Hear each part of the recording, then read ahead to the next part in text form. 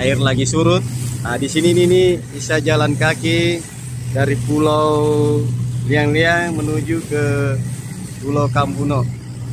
Kita akan berangkat ke pulau selanjutnya, yaitu Pulau Kambuno. Nah, di sana pulaunya.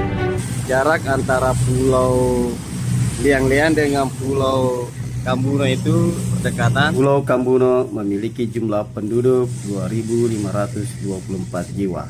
Tiba di dermaga, kita akan sandar di dermaga Puskesmas Pulau 9. Siap-siap pegawai Puskesmas. Siap. Puskesmas Pulau 9. Hai guys. Turun dari perahu Pulau Kambuno dan Pulau Liang-Liang termasuk dalam satu desa.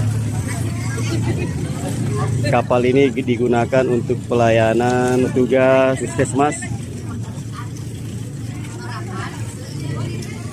Biar anak kecil lincah juga ya.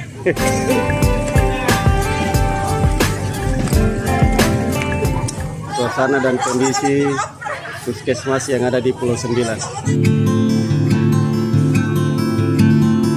Kita mau naik lagi ke kapal. Halo guys, nama aku Salwa.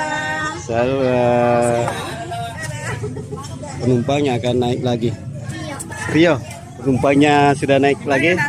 Akan menuju ke Pulau Kodingare. Dadah Rio. Kambuno ini merupakan ibu kota kecamatan Pulau 9. Perahu milik para nelayan. Mayoritas di sini aktivitasnya adalah nelayan tangkap ikan. Sayang, kapalnya tidak singgah di Pulau Kodingare karena tidak ada penumpang yang turun di sana. Pulau Batalampe.